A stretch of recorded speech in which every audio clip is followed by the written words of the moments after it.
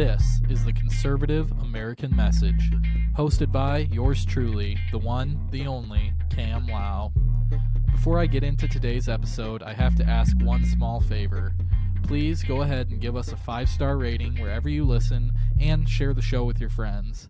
It really helps us grow the show. We've had to turn down multiple sponsors that just don't align with our values, so I'm totally relying on you guys to help us grow this thing. Thank you for your continued support. I'm going to start off real easy with a question of what's the biggest threat to the United States today? The biggest threat to the United States today, I think it's one that people generally, they probably think China, they probably think Russia. I think the greatest single existential threat to freedom in this country is the corporatization of our government. I'll make the case for that over the next few minutes, but right now we're seeing an unprecedented incursion into every area of our freedom, particularly our economic freedom, our medical freedom, our food freedom. The way markets are defined is becoming increasingly centralized. As it does, we lose our voice politically and economically. So I think it's definitely changed. Yeah. No, I think that you're right there, that people are concerned about all these external threats, and there's a lot of things going on internally that seems like we're just ignoring. I would say that is true. What's going on with the Federal Reserve, the monetary policies of the Federal Reserve have not advanced the economic interests of working people, middle-class people, seniors. There's a lot of examples of this, but we can get into that further. So what did you want to talk about today? Well, yeah, I guess if we just kind of want to start off with some of these issues and kind of go into, like, first off, this economic stuff. You know, what are the solutions to these problems that we're facing? You know, real Americans are facing rising costs of living, and how do we address those issues? Well, I think we're not seeing them in the right frame. And what I mean by that is this. You would believe that it's economically market-driven, these outcomes, the inflation, the increase in costs. I'm not buying that. And the reason why is when you have massive amounts of money go into any sector, the cynical lawyer in me thinks that's probably intentional. And so if I look at, the price of housing since COVID, price of houses have gone up on average 45%. So what caused that? Was it the demand from regular people buying houses? I don't think so. I think the data shows that since COVID, the Federal Reserve's monetary policies put a lot of, like, trillions in cash out there to be invested to one another being primary dealer banks that are the members of the Federal Reserve, the participating banks, and they don't have to disclose what money got lent to who at what interest rate. And when that money first leaves the spigot of the electronic printing that takes place, it gets lent out, and the money got put into, what you would expect, actually, real estate and the stock market.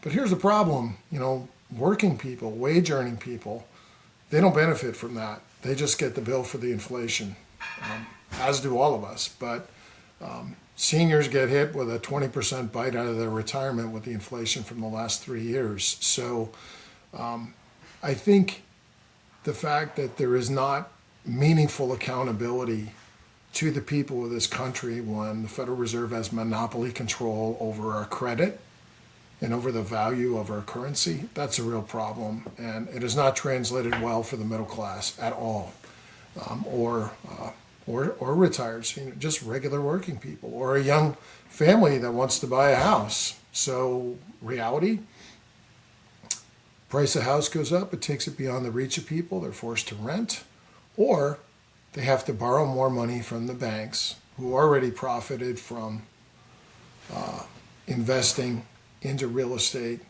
realizing the capital gains associated with that, and then, they have to borrow more money to buy a home, and they're now talking about 50-year mortgages.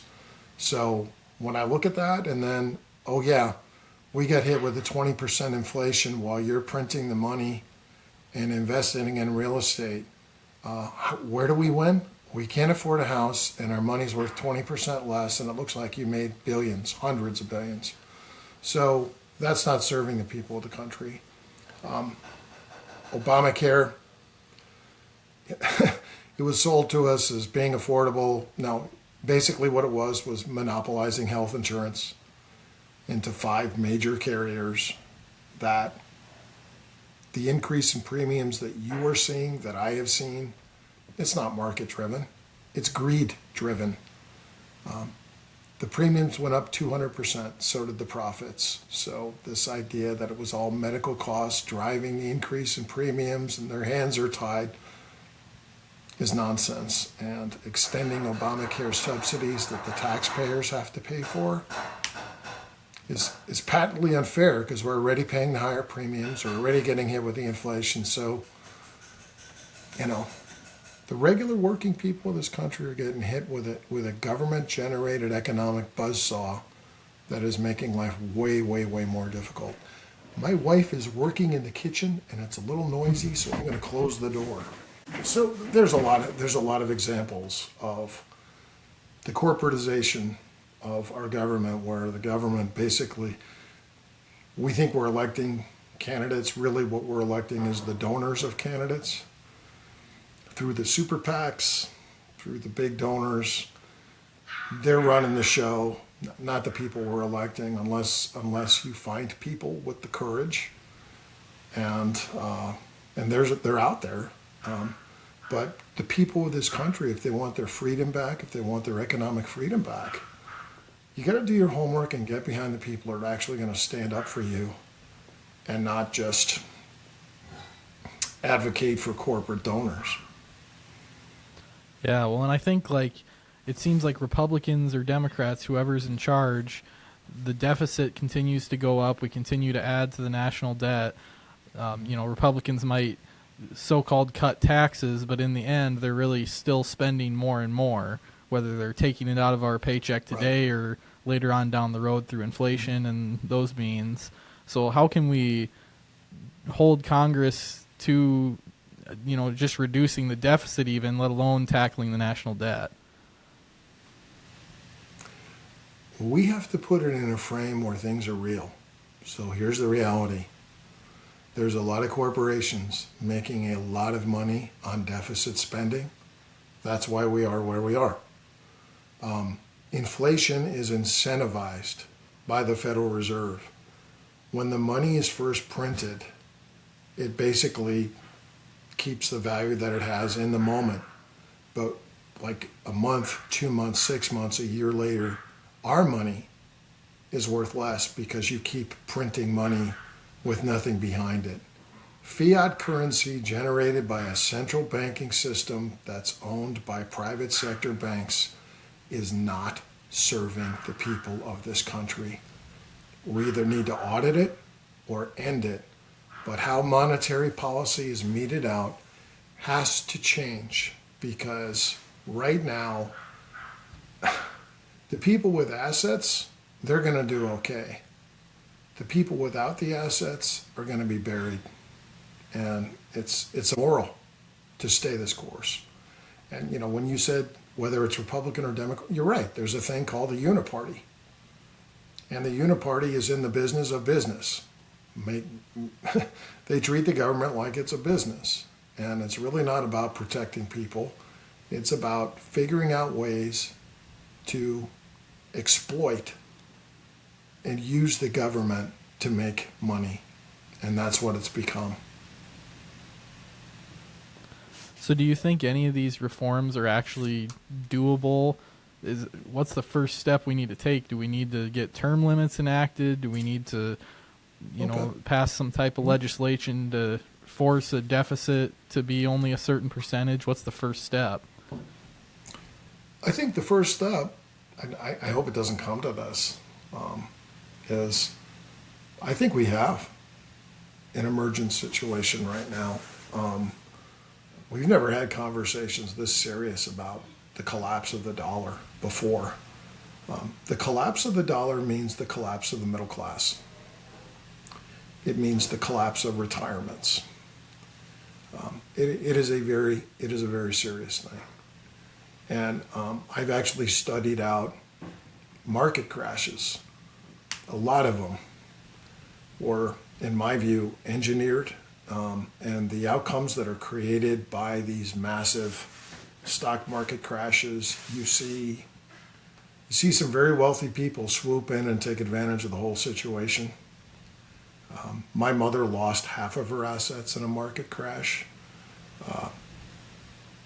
We need to get good information out that people, the messaging of it needs to be such that people understand it, and you start to put some real meaningful political pressure on establishment people, honestly, to get them. The only thing they understand is leverage. So if you don't have the leverage, they're going to ignore you. And when I served in the State House, that is the game. If you have enough votes to withhold something from them that they want, they're going to listen to you. If you don't have enough votes to do that, they're probably not going to listen to you. Yeah, well, as far as cutting the spending in the federal government, what's the first place we can cut, and are there federal departments that we should just eliminate entirely? There are departments we should eliminate entirely. I probably, the way the Department of Education spends its money should be redefined. We want to give states and school districts more control over our education system. About 10 years ago, 15, 20 years ago, we were talking about balancing our budget. I don't think that's a fairy tale. I think we should look at capping the growth of the money supply. Either you make it a fixed percentage or you make it based on that year's gross domestic product increase. Let the increase in spending reflect what's going on in the economy, because the reality is literally to get a grip on where we're at financially, you have to have stability, predictable stability on the value of a dollar. And that's not happening right now. I love what President Trump has done for the middle class with the not taxing the Social Security, the overtime wages and the tips, and those are good things. But we have to get a handle on the spending side. And, DOGE had a wonderful premise that needs to continue. If we're paying the bills, we want to know where the money's going. And we don't. Yeah, and on the spending side, especially a big thing that I think a lot of young conservatives are looking at is our involvement in different foreign countries, particularly Israel. Where do you see our role on the foreign stage? Our role on the foreign stage is America comes first. That's our role. There's limited instances where we should get involved, and I'm not going to make some blanket statement like we have allies, we have international interests, we have international economic interests that should be asserted, but the underlying way of how it's defined has to put America first.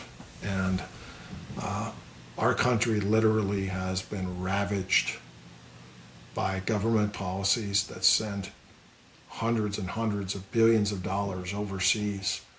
We should not have been picking up the tab for NATO all those years. We don't need to be the world's cop. And that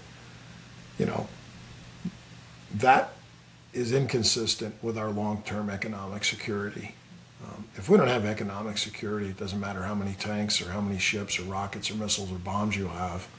if your own economy fails and collapses under the weight of that, you're not doing the American people any favors. And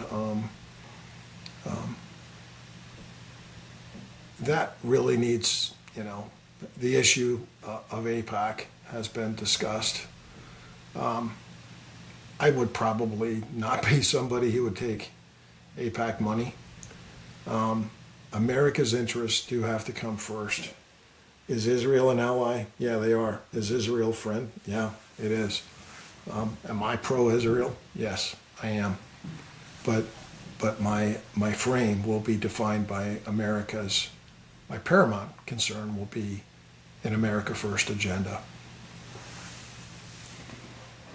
So does your faith play a role in your politics at all? Absolutely. No, I wouldn't be doing this. There's a lot of things I'd rather be doing than this. Politics is probably the last thing I would want to do, I would say. But we had some war fighters in World War II in Korea, Vietnam.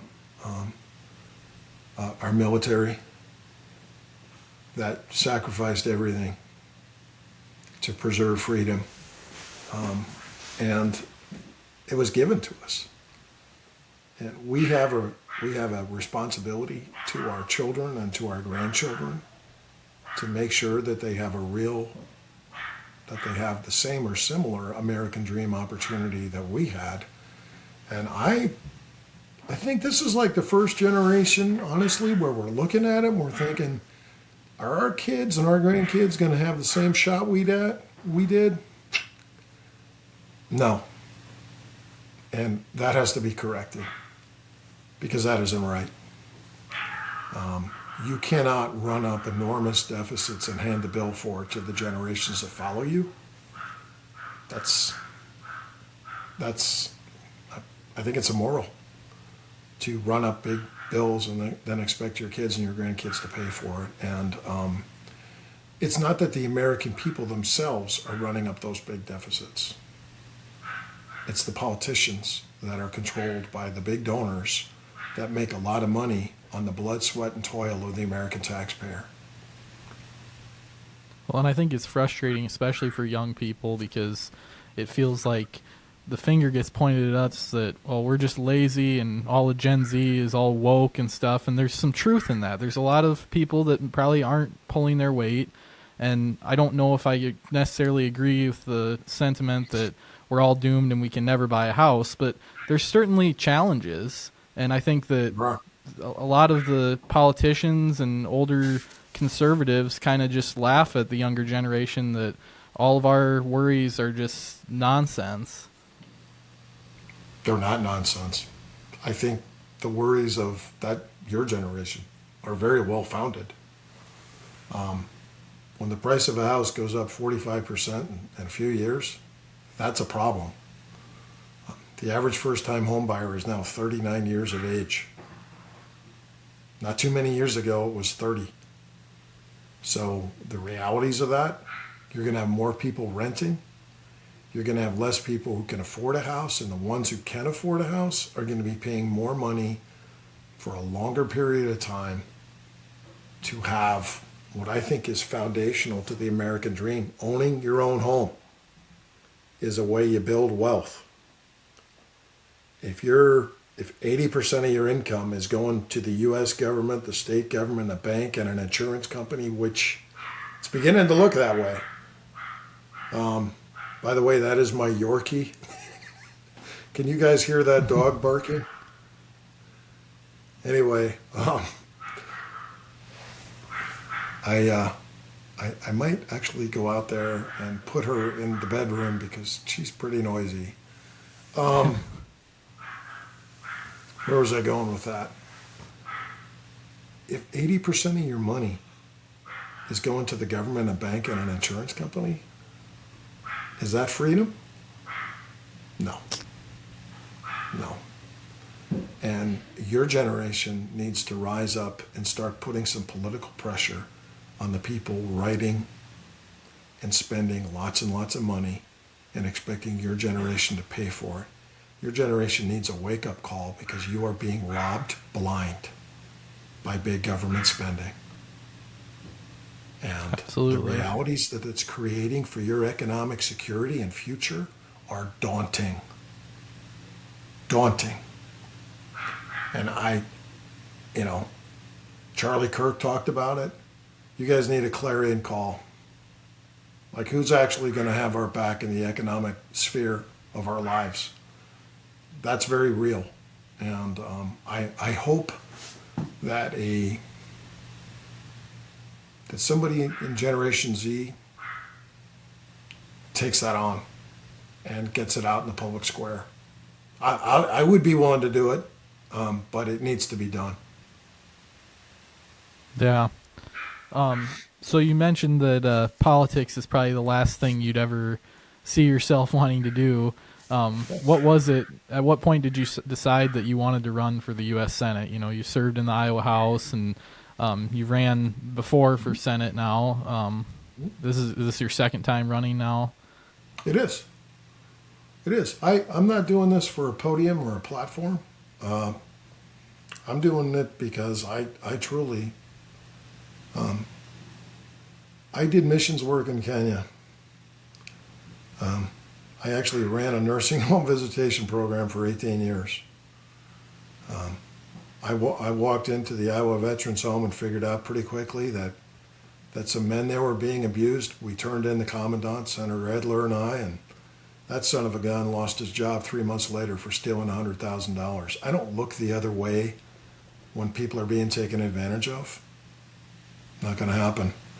And your generation is being taken advantage of, by the way. I see great potential in you guys. The one thing I see that is encouraging is I think there's like a desire to know the truth, what's real. I think all the scandals and all the corruption that President Trump exposed, I think some lanes have been created in the media square that is facilitating more engagement. And I have seen a lot of young people get into that. I work with a young guy named Jake who's just amazing. He gets after this stuff. There's people like you, actually, that want to get the truth out there, and that's encouraging. So we talked quite a bit about, how a lot of these issues tie into the uniparty and just the GOP kind of failing to what its core principles are supposed to be. So how did the party drift so far away from what the values that it originally was founded on? It's a great question. The truth is, the process incentivizes it. So when you have super PACs, like Citizens United opened up Pandora's box. Now you can have billionaires literally write a check to a super PAC and basically do a straw man's campaign for anybody and get them elected. And so the people with the wrong motivations that want to be elected, they're going to go to the big donors. And the big donors, like the effect of that is, like, that's more of a threat to election integrity than mail-in ballots. Mail-in ballots are a serious threat. We saw that when President Trump lost in 2022. He didn't lose. Whatever you want to say about that election, it was not real. But the bigger threat is, the money interests. The money interests define our government more than the Constitution. One vote should mean one vote. And right now, because of decisions like Citizens United, we've literally handed the keys of our government over to the rich and powerful. And I don't mean to sound like a Democrat, because I am a Milton Friedman free market capitalist. And one of the big problems we need to solve is getting free markets back into the economic definition of our country, where the consumers have a voice on price and cost and quality. And right now, it's that's trending the wrong way. Yeah, when they've propped up this crony capitalism, and we get called a communist for questioning all these Yeah, globalist giant corporations that are monopolies, yeah. and that's not capitalism. That is not capitalism. No, it's closer to fascism. When the government and the business world are so entwined, and that's kind of, and it wasn't. That's been around for a long time, and it should concern people that the business, like, one of the ways to define to me an establishment Republican from like a patriot populist guy like me is, okay, when it comes to spending U.S. tax dollars overseas, where are you at? Because that's a pretty decent litmus test to locate where a politician really is. So somebody who wants to spend like $100 billion overseas in the Ukraine while your own border had 20 million people come across, that was what Ashley Hinson did. You can judge for yourself. When you're caucusing for Nikki Haley in 2024 and you don't say boo about President Trump for the entire pre-caucus year, not a single picture with him on her Instagram, you're saying something. You're locating yourself. And she's not an America First candidate by any stretch. When you're backing up Liz Cheney to stay in leadership after Liz Cheney votes to impeach President Trump, no. People need to know stuff like that. And that's just what you're talking about. So, you mentioned populism. Do you think that the focus of the Republican Party should be on this populist movement of MAGA, America First, and all that, or should we try to get back to traditional conservatism? I don't know that MAGA is not a traditional conservative thing. I think it is. The Constitution is about defending the boundaries of the individual, individual self-determination, life, liberty, and the pursuit of happiness. I think that's a MAGA thing. Wanting to make America great again, for me, means restoring liberty, restoring self-determination, life, liberty, and the pursuit of happiness. That's my version of MAGA, and it's very constitutional and very conservative. Yeah, well, so you're kind of the anti-establishment candidate, if you will. So how do you define the Republican establishment? Well, here's the thing I would say. Most of the time I can vote with my Republican Party.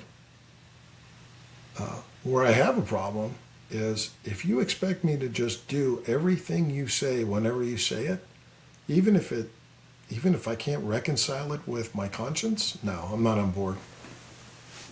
A good example of that is, the Dauntless Dozen, 12 Iowa senators. Kevin Alon's the guy who replaced me, is one of the people in leadership there, Sandy Salmon, these people, Jeff Taylor. They took an oath to the Constitution of the United States, and they're like, no. Private sector eminent domain taking of Iowa farmers' land against their will and wishes. It's not going to get a pass from us. And the establishment of our party was on the wrong side of that issue. When you swear to defend the Constitution, you got to keep your oath.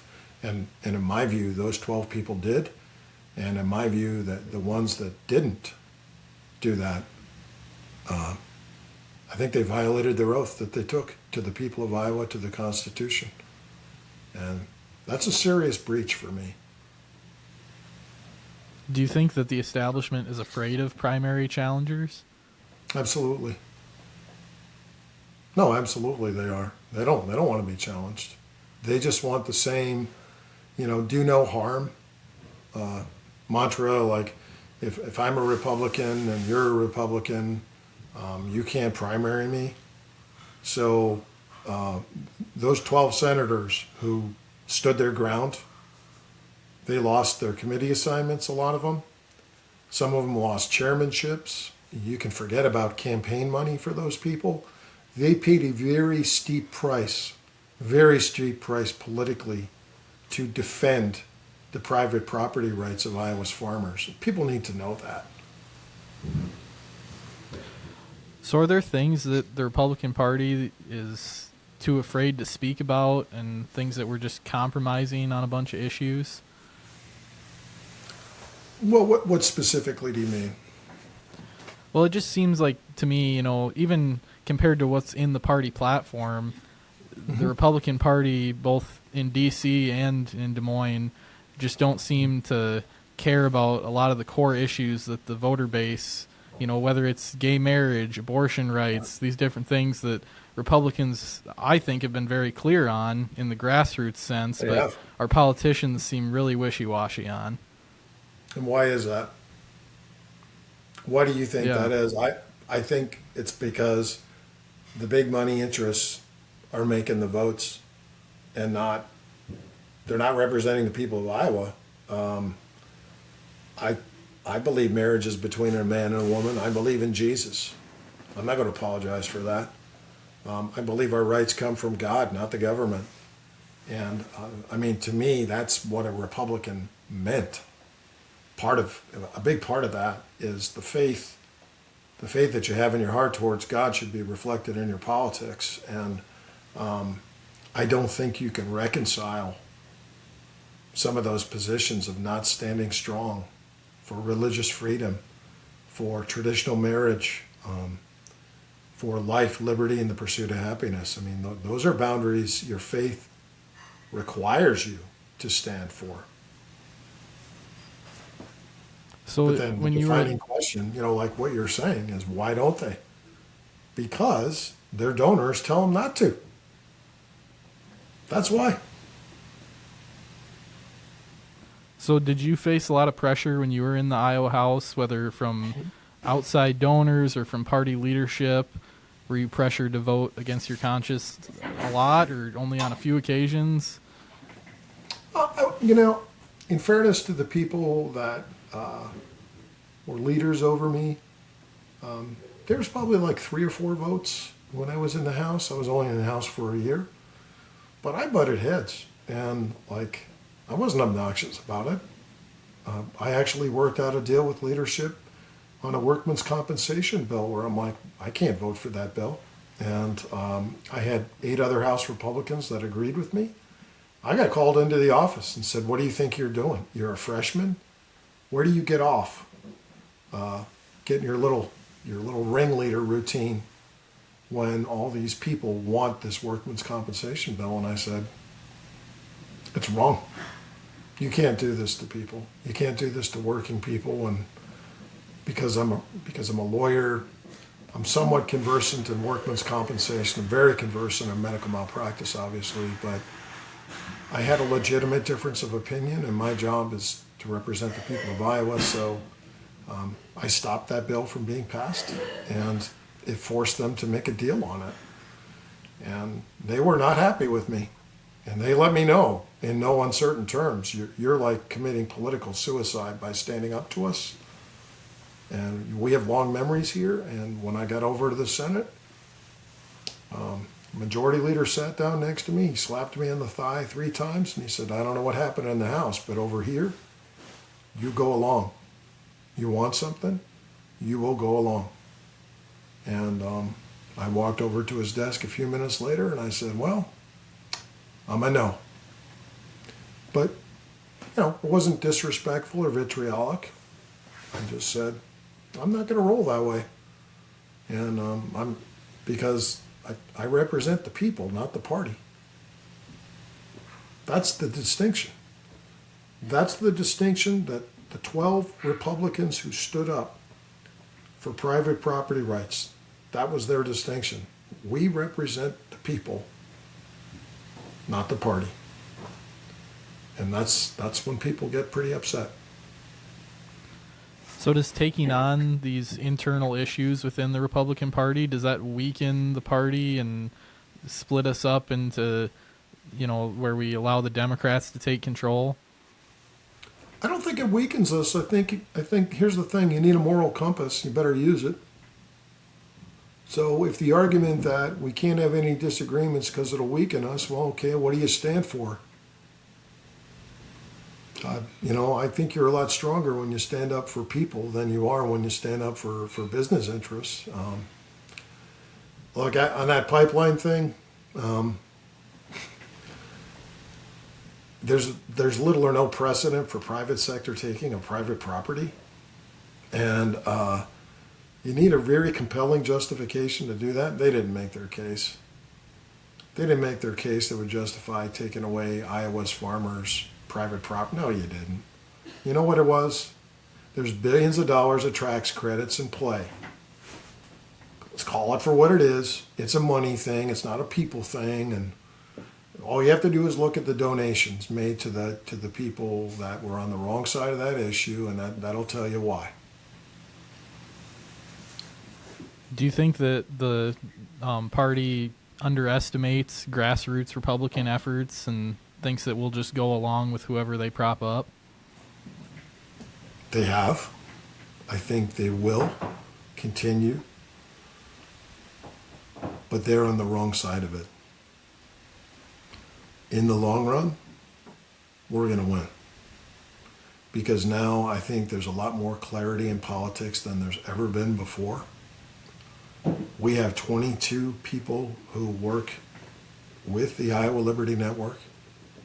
We're going to have more. And in 2 years after this November, I'm very confident we're going to have more. And our voices are going to get louder. Not obnoxious like loud, not like crazy left loud, but we're going to give a voice back to the people of Iowa.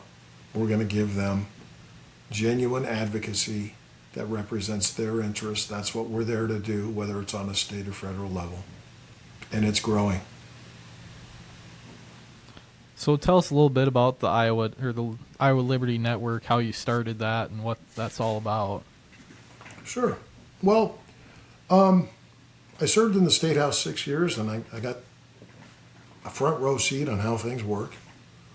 And in a lot of instances where I wanted to do really good things, I got shut out. And I got shut out because I didn't play ball on everything. Well, if you violate your conscience, you wake up with a weaker conscience. So that's not a deal I'm going to make. So when I saw how much control those things assert over policy and legislation, and like, I'm not saying these people are like bad, terrible people. Like, that's not the frame we're talking about. A lot of the people that I disagree with are my friends. If they ever needed anything, they could call me anytime. But you still have to stand up for what you believe in. So when I lost in the primary to Senator Grassley, I wondered, what can I do with the political capital that I garnered from running that gauntlet? I met a lot of great people around the state, and I said, well, why don't we create a platform that helps strong conservatives get elected? I met with some friends. There's a lot of wonderful people around the state, and that's what we did.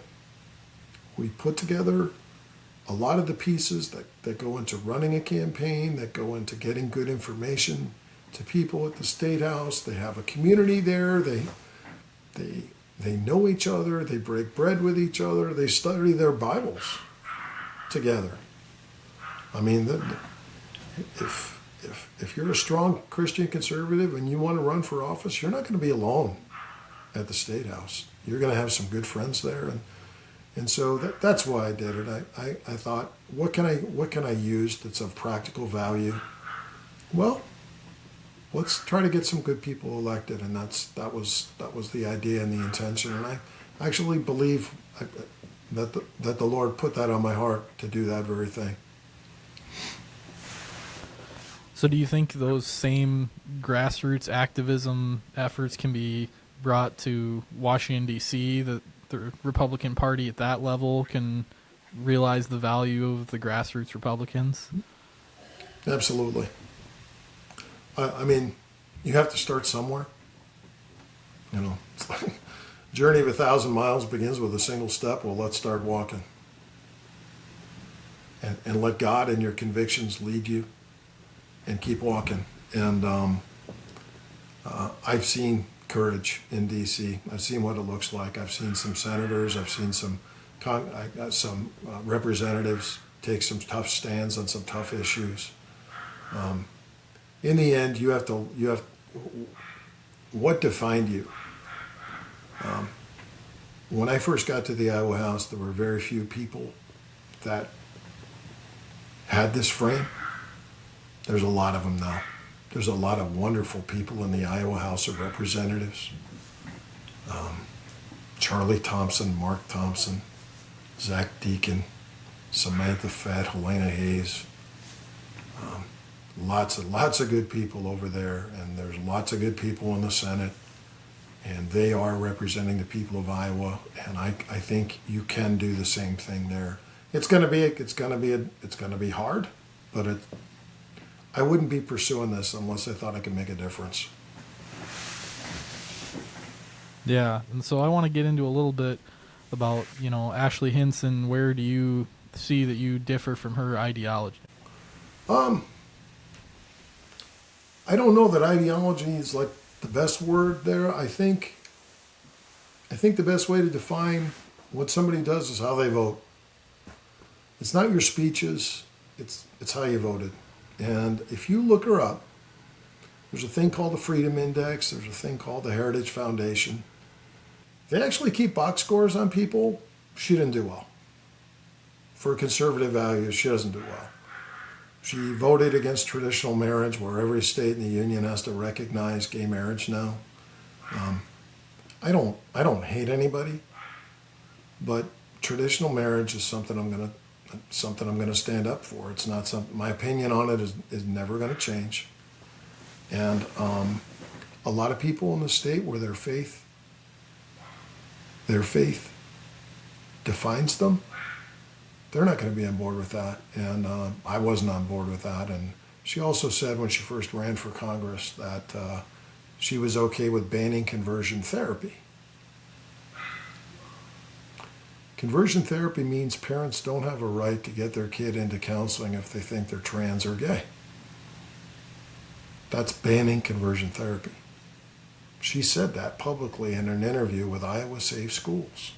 That's actually on YouTube.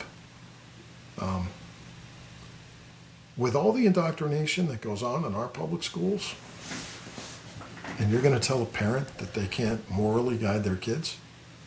No, you went too far with that one. She caucused for Nikki Haley. I voted for President Trump 3 times. I caucused for him. I supported him in 2016, 2020, 2024. I believe in the America First agenda that he stood up to. He stood up to the globalist interests. I think that's why they have fought that hard against him, because they didn't get to pick the President of the United States. That's why. And she caucused for Nikki Haley, and you're like, wait, she's not going to win. She did it anyway in 2024. The night before the caucus, she gives the intro speech for Nikki Haley. I'm like, that's odd. That was kind of odd. Why would you do that? And when Liz Cheney voted to impeach President Trump, Ashley Hinson voted to keep her in leadership. That's odd. That tells you something. She's not this pro-Trump candidate at all. And the USAID votes and I don't know if you're familiar with USAID and NED. USAID and NED are basically NGO platforms that they're slush funds that have been weaponized. They were used against President Trump during the whole Russian collusion debacle. I think they're being used in Minneapolis right now with these color revolution things that we're seeing. Our tax dollars are paying for those things, and she voted to continue the funding of it. She voted to continue the funding of the Department of Education. She voted to continue funding the United Nations. She voted to send $100 billion to the Ukraine. She voted to continue FISA's surveillance of U.S. citizens without a warrant. That's not good. That is not constitutional. That is not America first. And I don't believe she'll be representing the people of Iowa. I think she'll be representing the people who gave her the millions of dollars that she has in her war chest. That's who she's going to represent. We think we're electing donors, or we think we're electing candidates. In reality, you're electing their donors, and that needs to be fixed. And that's why you shouldn't support her. I don't begrudge her anything, but there's no way you should support her because she's not going to represent you. So why is it that you think Donald Trump, it's hard to get inside somebody's head, or, obviously a lot of those decisions are made by people underneath Donald Trump, but why is he, not only with Ashley Hinson, but with Republicans in important primaries all over the country right now, why is he going for the establishment candidates? Because it's the frame of the game. He has to deal with the Senate Majority Leader. He has to deal with the realities like he knows that if I win the primary and win the Senate seat, which I'm going to, that he's going to have a staunch ally in me, which he will, by the way. He won't have that with Ashley. So as soon as the midterm is over, she will turn on him immediately because she won't have any incentive to continue to support him, and you'll see that happen, I think, in pretty short order, because there won't be another term that she'll have to deal with. He does it out of political necessity. I also think that he doesn't make those decisions. He has a million things on his plate. I think that gets delegated to people, and they don't have a good track record of supporting people that are actually America First candidates. And I know quite a few of them, and they're not happy about it, but we understand that he's in a tough spot. And if he wants to get some things done, he's going to have to make some choices like that, or he's going to have a staffer make those choices and say, go ahead and do this. So I don't pretend to know all the inside baseball, but I think that has a lot to do with it. Do you think? And I don't take it personally at all either, by the way. I believe in him. I like him, and I'm behind him. I'll help him every way I can. Do you think that his endorsement carries that much weight, or do you think that conservative Republicans kind of understand what's going on? They do.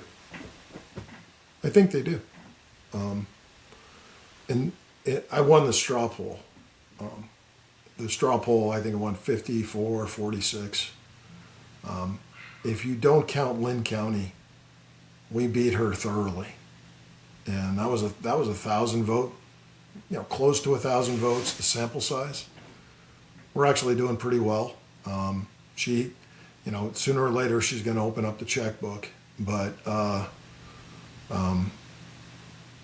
I don't know that it is as big as it was before, because some of his establishment endorsements, those people have lost. I don't think it carries the weight that it did, I believe I'm going to win, whether she has his endorsement or not. Yeah, and there's a lot of these important primaries, both across the country, like I said, but even specifically in Iowa, we've got a lot of really important races this next election. Do you think that we're going to have a big win for the grassroots politics, for grassroots Republicans across the board? In the midterms, I think we're going to do better than what people, the prognosticators who were all doom and gloom about the midterms. I do not want President Trump impeached. I don't want to go through another House debacle circus. and I hope and pray that does not happen in November. I would love to see more authentic, populist, conservative, constitutional, Christian candidates get elected. And they've got their work cut out for them, but I think you're going to see more of them win. I think you're going to see more of them win the primaries, and I think you're going to see them win in November.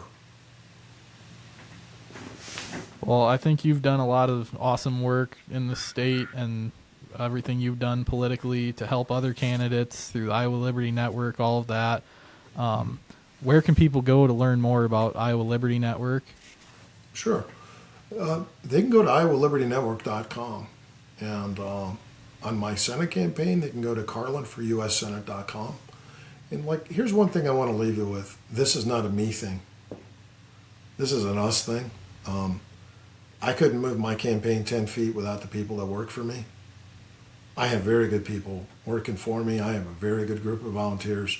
Campaigns don't move without the help of the people. The financial help of the people is huge. And for Iowa Liberty Network to reach its potential, it needs money and it needs people to show up, because there's no heroes in this game. We're all foot soldiers. And then also, yeah. And then if you also want to remind us, when is the Republican primary for people to vote? It's June 2nd. So don't forget to vote. We need your vote. We can beat her, and we'll go on. And once we get past this primary, we're going to have a lot of wonderful energy. And by the way, my messaging for the Democratic Party is going to be lethal.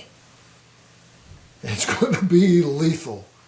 Be assured, we have a lot of wonderful things to say about the ineptitude of the Democratic Party of this country, and we'll be locked and loaded for bear when that time comes. Well, I'm looking forward to it, and good luck in the primary, and I'm glad we could have this conversation today. Thanks, brother. I appreciate it, man. Thanks for the opportunity. Yeah, no, thank you. You're welcome. Well, that's all I have time for. Were you offended by this podcast? Good. Hey, thanks for listening, guys. I really appreciate you all. Have a great week and stay conservative.